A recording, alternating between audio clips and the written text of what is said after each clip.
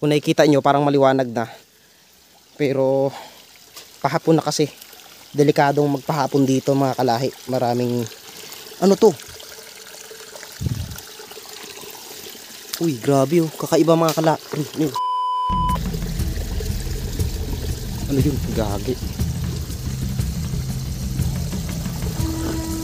Ayan oh. Malaking bato. Hindi ko alam kung ito yung sinasabi ni Herbert. Delikado kasi sa mga ganito mga kalahi magpahapon. So sabi kasi ni Herbert noon, ayon sa kwento niya, may mga kapre daw na namamahay sa mga ganito. Baka pinaglalaroan lang tayo ng mga naninirahan dito, lalo't ako lang mag-isa. Ayan oh, grabe, ang ganda.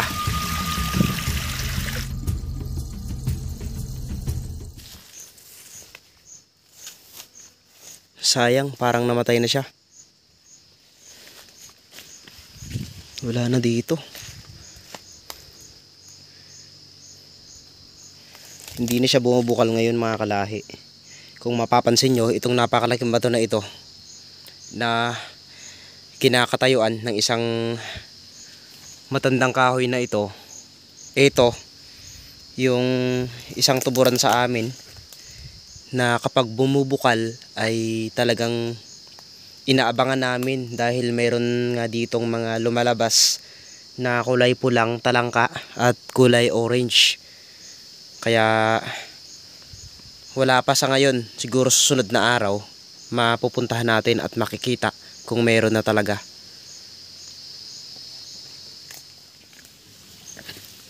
Nandito tayo ngayon sa isang tuburan sa amin na kung saan babalikan natin ito dahil may nag-request sa atin. Sabi niya ay babalikan ko daw ito sa oras na malinis na ang tubig. Dahil nung nakaraang episode natin mga kalahi, na i-vlog ko na rin ito. May nag-request lang talaga na sabing balikan ko daw itong area na ito. So bago natin sisimulan ang ating vlog na ito, ay shout out muna sa lahat ng mga mananahi ng Taytay Rizal at lahat ng mga sumusuporta sa akin dyan sa mismong Antipolo. Maraming salamat po sa patuloy niyong suporta sa aking mga vlogs at sa lahat ng mga nanunood at solid subscriber natin dyan na nakasubaybay palagi sa ating mga vlog. Maraming salamat po sa inyong suporta.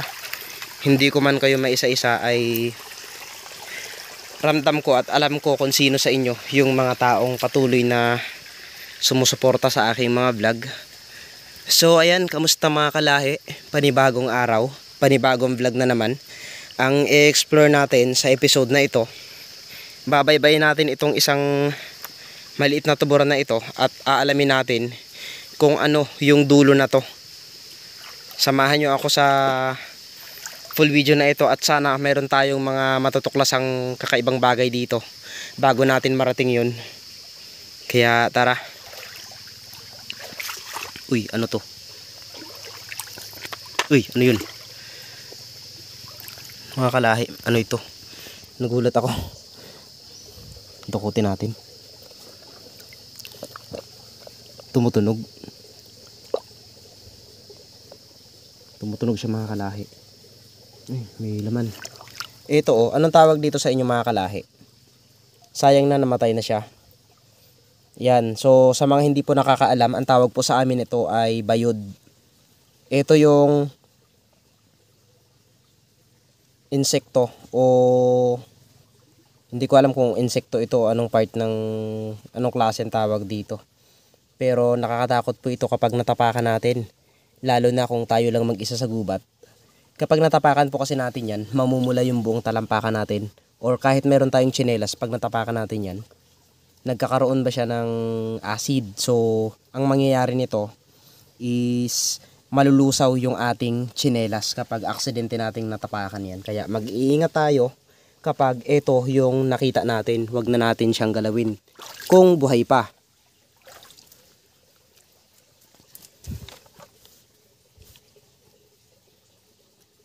Iba-iba yung shape ng bato. Babalikan ko ito mamaya mga kalahi. Uy, ano to? Ayun oh. Meron tayong na-discover kaagad dito. Wala pa tayo nakakarating sa dulo. Meron kaagad ditong uod. So, takot ba kayo ditong hawakan? Ay, nangangagat siya. Pero, itong ganto ay napakabait naman na klase ng uod. Hayaan na lang natin siya.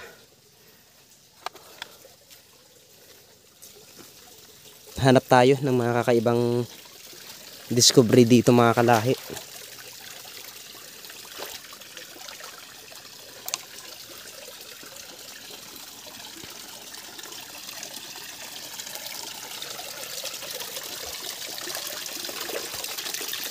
Hindi katulad nung nakaraan, nung pumunta tayo dito. Sobrang lakas kasi pagbugso pa lang ng tubig yon. Pero ngayon, mahina na siya. Pero okay na rin siya. Kahit pa paano, ang mahalaga, mayroon ng dumaloy sa kanyang tubig ngayon. Wala, patuloy tayo.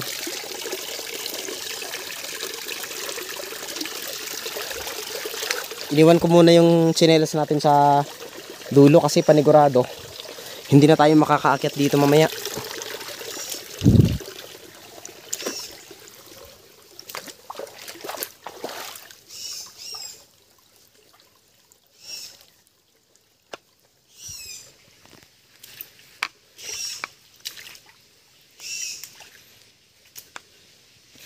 Ano pa kayang kakaiba yung makita natin dito mga kalahi. Excited na rin ako na makita ulit yung tuburan na yun na nabuhay sa sobrang tagal ng panahon dahil alam nyo naman nung time na sobrang tindi ng tag-araw, tag-init, tag-tuyot, nawalan talaga ng tubig ito. Akala nga namin hindi na talaga magkakaroon ng tubig tong sapa na ito, pero dahil nga umulan ulit, ito na yung resulta niya.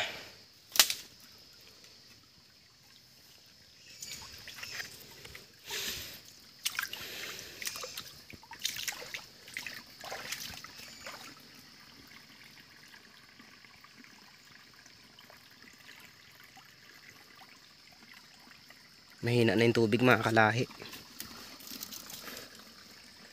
Sana lang maganda pa yung pupuntahan natin ngayon.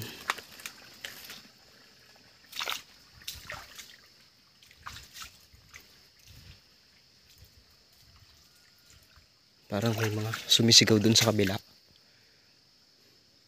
Pero normal lang itong mga ganito. Basta may maririnig tayo sa gubat, hayaan na lang natin.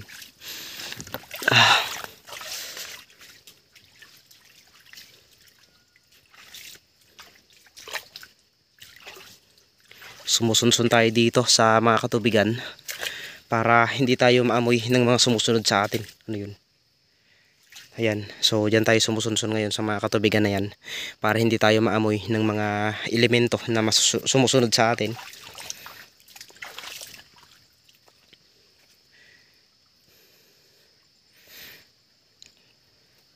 For the second time, pinuntahan ko ulit itong lugar na ito nang may tubig na.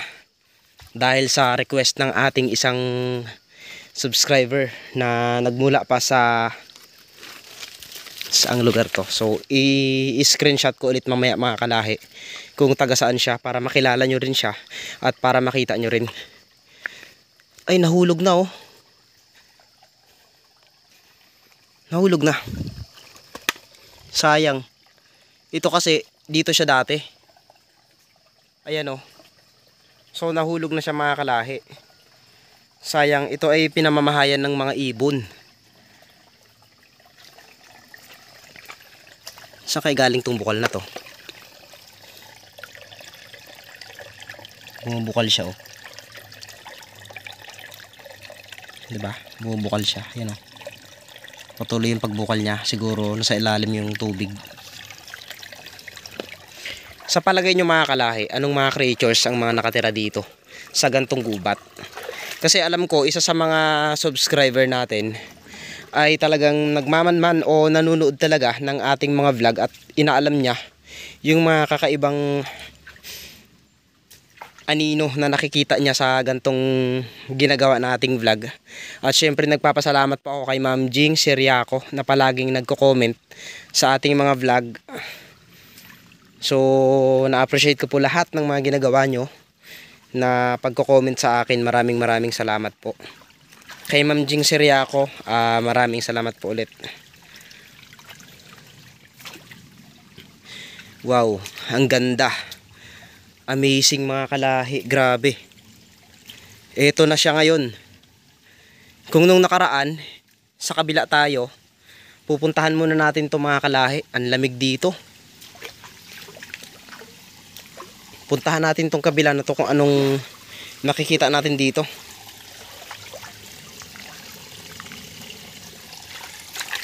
Dito tayo mga kalahi. Pasok muna tayo dito sa gubat na to. Bago natin marating yung kabila na to, alamin muna natin yung mga kakaibang nandito sa lugar na ito. Aray. Tabi-tabi lang po. Ang lamig dito mga kalahi. Grabe. Tapos yung pakiramdam mo parang hindi lang ikaw yung nandito. Sobrang tahimik. Pwede ka magkabit ng mga duyan dito mga kalahi oh. Ayun oh.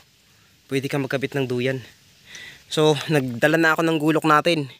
Panigurado, baka may makasulubong tayong nilalang nakakaiba ay talaga naman hindi tayo magpapatalo diyan mga kalahi, 'di ba? May butas oh. Ano 'yun? Yun. May malaking ibon.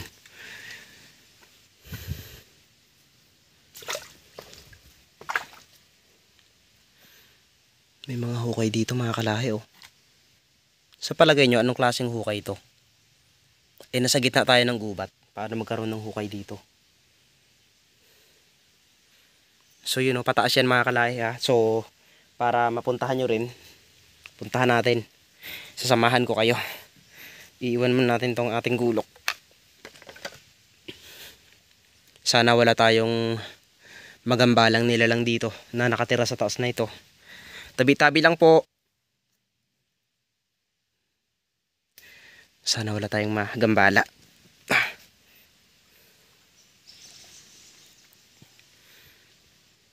Ayun oh, may mga tubig, may mga butas sa ilalim mga kalahi. Grabe, parang may daanan dito. Hala oh, grabe. Mga kalahi, parang may trail na daanan. Ang laking bato na ito mga kalahi, grabe. Ayun oh. Sa palagay nyo, parang may sumusunod sa atin. Init sa pakiramdam. Tara. Yeah. Uy, tabi-tabi lang po.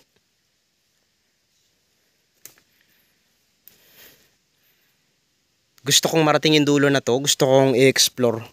Kumbaga, gusto kong malaman kung may malaking falls ba dito na nakatago. Sana lang mayroon. Kasi first time ko lang itong mapuntahan ngayon. Ano to? Tignan nyo. Ang lupit naman na to. Ayan o. Bakit putol-putol? Parang kinain ng mga unggoy na malalaki. Ayan o. Putol-putol. Ibig sabihin, may mga pumupunta dito na malalaking unggoy. Para siyang karean ng mga unggoy. Ano yun? Silip-silip tayo. Baka may malaking ahas. Tabi-tabi lang po.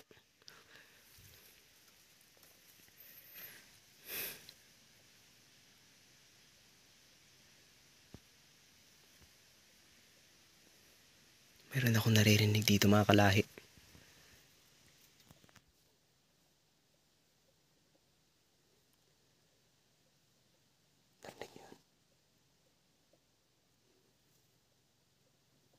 Ano yun?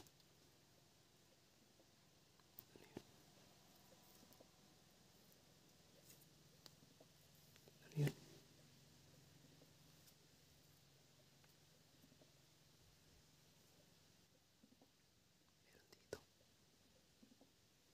May tumatunog dito.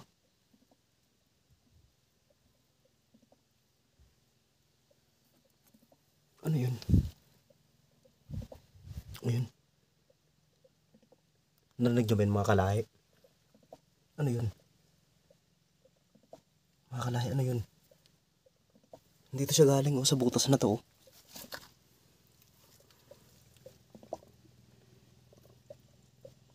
Mga kalahi, may tumutunog dito. Ayun o. Pansinin nyo yan. Ibang klase. May butas siya o.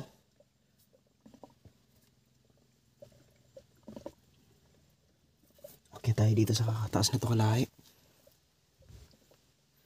Ngayon ko lang napuntahan to. Ganito pala kaganda dito sa taas.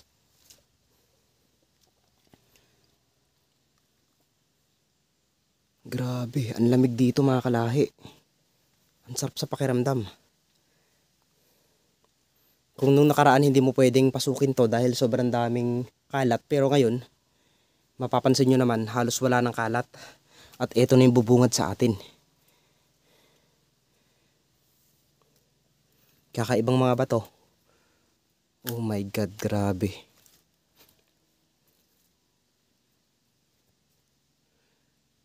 Tabi-tabi lang po. Parang may mga nakatira ditong ibang tao na hindi lang natin masabi kung nandito ba sila. Baka noong araw, naging tirahan to ng mga tao, sinaunang tao na nakatira. Gusto pa naman nating puntahan yun pero iba na yung pakiramdam ko. Para kasing may sumusunod sa akin na ibang tao pero mayroon pa ditong isang malaking bato. Huwag na nating puntahan. So balik na lang tayo sa falls na ni-request ng ating isang subscriber. Puntahan natin yun mga kalahi. Balik tayo. Itong bato na ito may mga kalawang. Yun o mga kalahi. Tignan nyo. May mga kalawang. Parang ano, parang siyang bakal.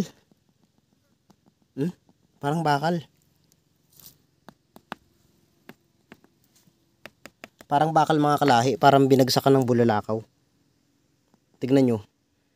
May mga kalawang siya. Sa palagay nyo mga kalahi, parang bato siya ng bulalakaw na binalot ng stalagmite. Hindi ko alam kung anong klase to. Babalikan natin yan.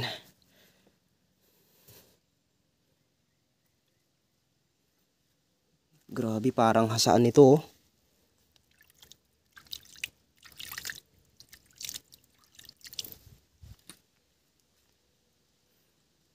Tara, balik tayo dito. Bilisan na lang natin mga kalahi. Kinakabahan ako. Ito yung dinadaanan natin. Kung makikita nyo. Kailangan nating magmadali. Parang mayroon sumusunod sa atin.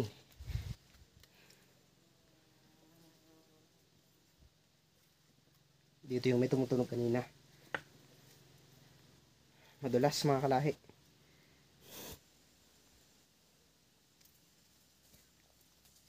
Ano yun? Ay putik, kala ko malaking ahas.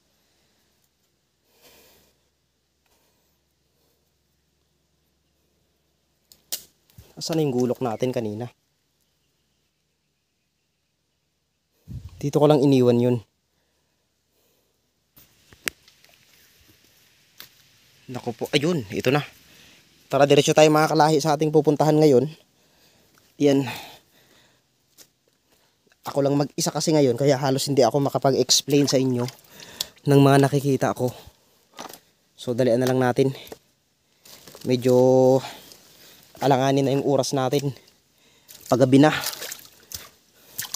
Kung nakikita nyo, parang maliwanag na. Pero, pahapon na kasi. Delikadong magpahapon dito mga kalahi. Maraming ano to? Uy, grabe oh. Kakaiba mga kalahi. Putang ina. Ano yun? Gagi.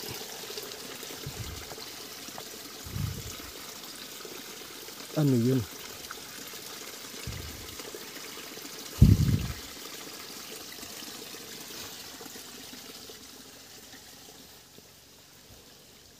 Gagi, may bumagsak dito.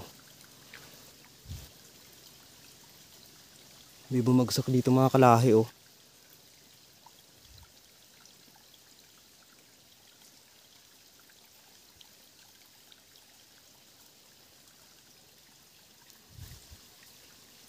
Dito galing sa taas yung bagsak. Putik. Kinabahan ako dun ah.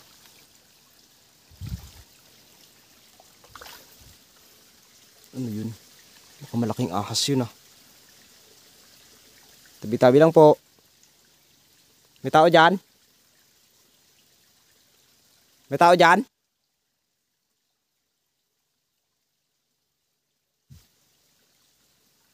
Parang may malaking tao na bumagsak dito. Hindi ko alam kung anong klase yun. Pero mga kalahi, may ipapakita ako sa inyo. Tignan natin to kung anong klaseng bato ito. Kinakabahan kasi ako, parang may sumusunod kasi sa akin. Ito oh mga kalahi. Aray! Ito, may mga kumpul-kumpul siya. 1, 2, 3, 4, 5, 6. Malaking bato siya mga kalahi. Ayan oh. Malaking bato. Mga kalahi, anong tawag dito? Ayan oh. 1, 2, 3, 4, 5, 6. So, ang bato na ito may bukol-bukol siya. Ang lalaking bukol-bukol mga kalahi. Linisin natin. Ayan oh. Yan. 'Di ba? Nakikita niyo naman 'yan.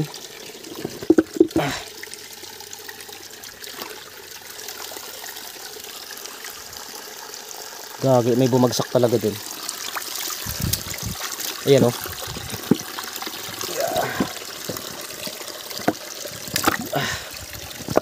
Yan. Ito yung tsura niya mga kalahi. Para siyang may mga bukol-bukol. Ayan, 1, 2, 3, 4, 5, 6. Ayan, balikan natin mamaya yan. Ibang klase siya. Tara. Kailangan nating ihanda yung gulok natin. Baka kung anong klaseng mga nilalang nandito. Parang tinatakot tayo ng mga maligno.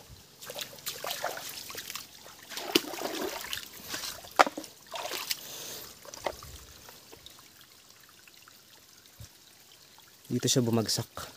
Tignan natin, baka ito na yung tinatawag na ahas kalabaw. Na pag dumaan daw sa kakahuyan, bumabagsak daw o naglalagatikan. Dito bumagsak kanina. Bago tayo makarating dito sa pupuntahan natin, bumagsak kanina yung isang malaking kahoy. Hindi ko alam kung ito yung sinasabi ni Herbert. Delikado kasi sa mga ganito mga kalahi magpahapon. So sabi kasi ni Herbert noon, ayon sa kwento niya, may mga kapre daw na namamahay sa mga ganito.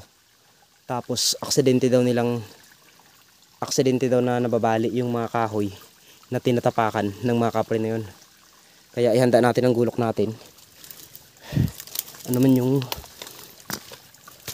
mapuntahan natin dito, pero sige.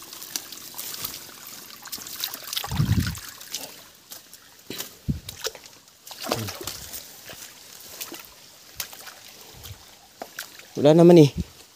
Pero bakit bumagsak dito yung malaking kahoy na yun?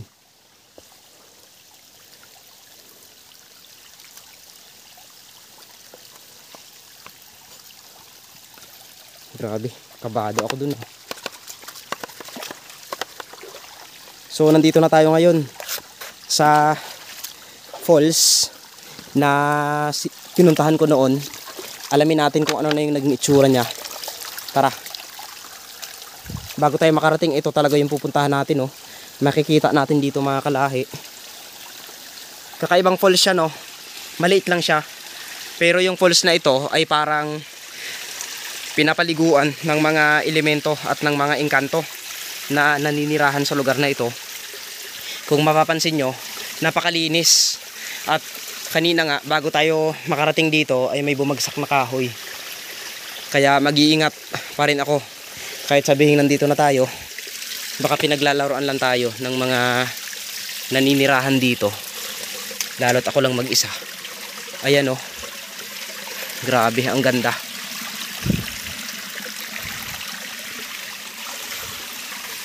Ayan oh, pansinin nyo. 'Di ba? Napakalawak. Lalo pag nakarating tayo sa dulo na 'yon, makikita natin yung lawak talaga ng lugar na ito. Pero dahil nga may narinig na tayo doon kaninang bumagsak, ay wag na nating pangarapin na tumuloy pa. Siguro babalik tayo dito pag mayroon na ulit tayong kasama. Kaya hanggang dito lang muna tayo sa falls na ito. Gusto kong maligo. Gusto kong maligo mga kalahi. So yun, sa lahat ng mga subscriber natin dyan na patuloy na sumusubaybay sa akin, maraming salamat po mga kalahi sa patuloy niyong panonood sa aking mga vlog. Ayan, mag-iingat po kayo kung saan man kayong dako ng mundo. Maraming salamat and God bless po.